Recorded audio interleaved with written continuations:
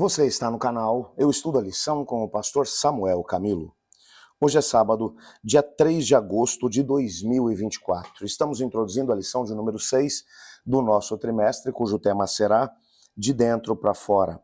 O texto que serve como base para o nosso texto encontra-se em Marcos 7, verso 15, que vai dizer assim: Não existe nada fora da pessoa que entrando nela possa contaminá-la, mas o que sai da pessoa é o que a contamina. Quando nós olhamos para Cristo Jesus, bem como para a forma como ele lidou com os líderes religiosos do seu tempo, se não tivermos uma visão muito clara a respeito das razões pelas quais Cristo Jesus teve esses embates com eles, e ao mesmo tempo qual era a base sobre a qual Jesus Cristo legislava, e ao mesmo tempo qual era a base sobre a qual os líderes religiosos do seu tempo legislavam ou construíam as suas crenças, talvez nós vamos ter dificuldade de poder entender qual realmente era o problema que havia entre Jesus e os líderes religiosos do seu tempo.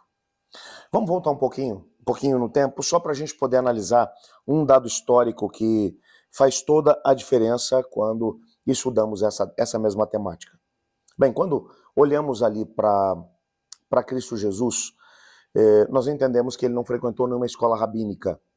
Por isso, o conhecimento que ele tinha a respeito das Escrituras era o que ele havia estudado com os seus pais no contexto do Antigo Testamento. Ele tinha um conhecimento vasto do Antigo Testamento.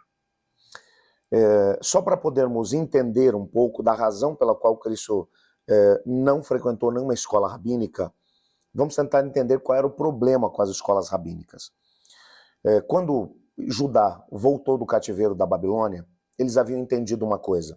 A razão pela qual os seus antepassados haviam sido deportados para a Babilônia e haviam passado 70 anos lá, é porque haviam desconsiderado a palavra de Deus. Então agora havia uma preocupação realmente muito grande para que o povo tivesse um conhecimento da palavra e ao mesmo tempo deixasse as práticas pagãs, seguissem a palavra de Deus. Esdras e Neemias vão, de alguma forma, estabelecer um processo de ensino da palavra que foi realmente fantástico. Eles conseguiram curar a nação em relação à adoração a deuses falsos. Depois que eles retornaram do cativeiro babilônico, nunca mais se ouviu falar de deuses falsos sendo adorados em Israel. É claro que logo depois da sua volta, a coligação dos médios e dos persas, que era a coligação que os havia permitido retornar ao seu país, acabou caindo, sendo conquistada pelos gregos. Alexandre o Grande, quando conquistava determinado lugar, ele levava a filosofia grega e a religião grega e estabelecia até mesmo a língua grega para fazer com que a Grécia tivesse desdobramentos ou acabasse se estabelecendo em diversos lugares do mundo com a sua cultura, religião, com a sua língua. E realmente eles conseguiram fazer isso no período das suas conquistas. Entretanto, quando chegaram em Israel, em Judá, pelo conhecimento que os líderes religiosos tinham das profecias de Daniel, eles sabiam que a Grécia, dentro de pouco tempo, viria. Alexandre vem para poder estabelecer um cerco, e o que ele vai perceber é que a cidade está aberta para ele, as pessoas o recebem com festa. E o sumo sacerdote, na época, vai explicar que toda essa situação se dá porque eles tinham profecias que mencionavam que isso estaria acontecendo, eles estavam esperando por ele. Alexandre fica realmente muito feliz com aquilo tudo, muito impressionado, inclusive, e ele pergunta se havia alguma coisa que ele podia fazer pelo povo. A única coisa que eles vão pedir é que eles permitissem que nenhum deus pagão fosse trazido para dentro de Jerusalém, que a filosofia grega também não fosse colocada ou imposta sobre a nação. A língua grega, tudo bem, eles poderiam aprendê-la e seria a língua oficial do país. Alexandre aceitou. Mas ainda assim, dentro do território, ele acabou escolhendo 10 cidades, chamadas de Decápolis, onde ele colocou a filosofia grega e, ao mesmo tempo, a religião grega.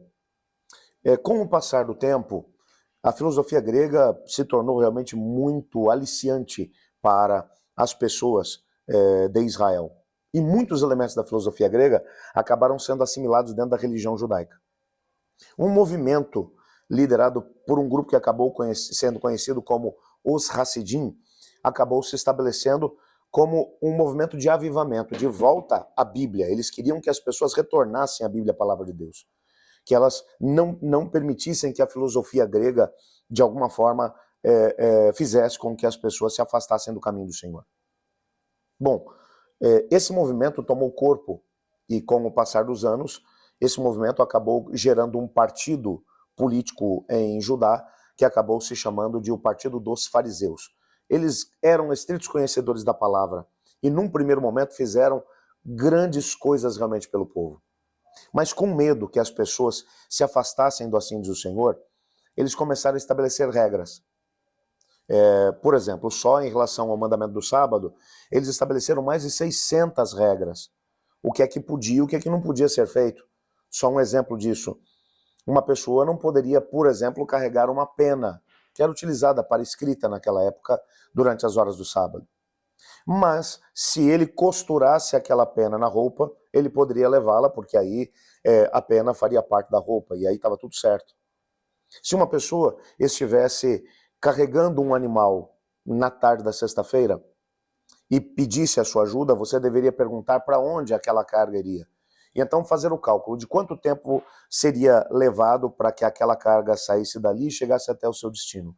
Se por acaso a carga fosse entrar sábado adentro, você deveria olhar para a pessoa e dizer, não posso te ajudar. Porque conforme aquele animal carregasse aquela carga, você também estaria quebrando o sábado, porque ajudou a colocar a carga sobre o animal.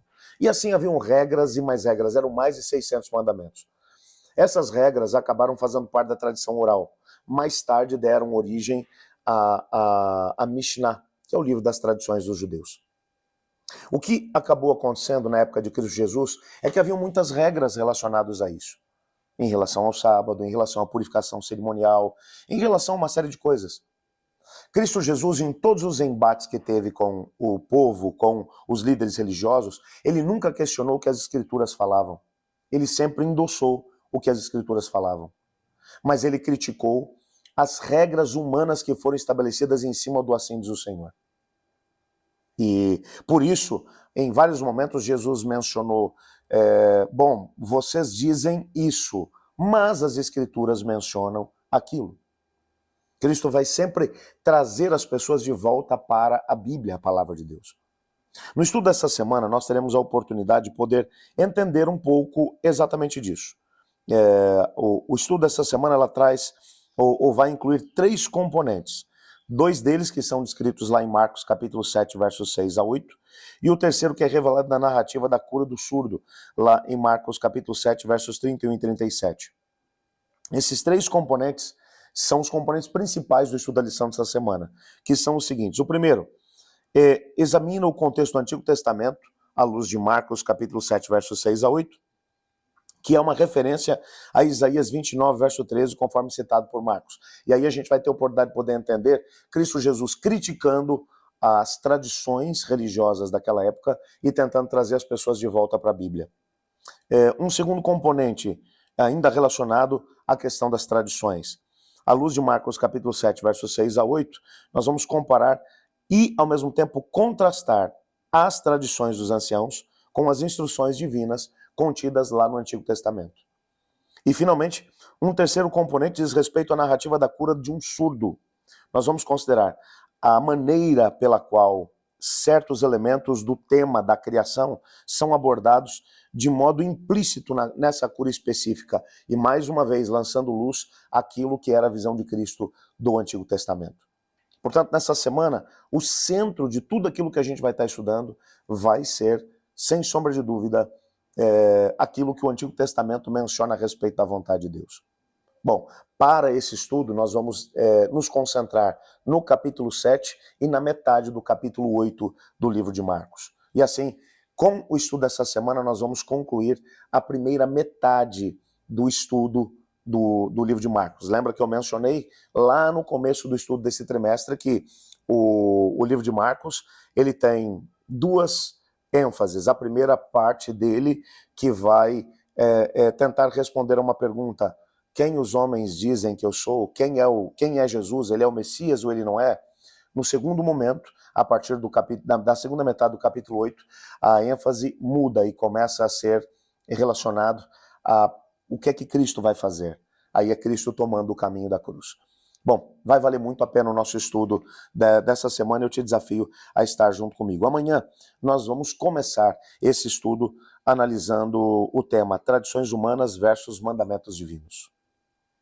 Antes disso, entretanto, eu gostaria de orar junto com você. Obrigado, Pai, por tua palavra.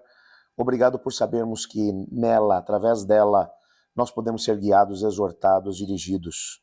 Ajuda-nos a podermos nos manter firmes naquilo que assim diz o Senhor. Nos colocamos em tuas mãos, Pai, no nome santo e sagrado de Jesus. Amém. Eu estudo a lição e você?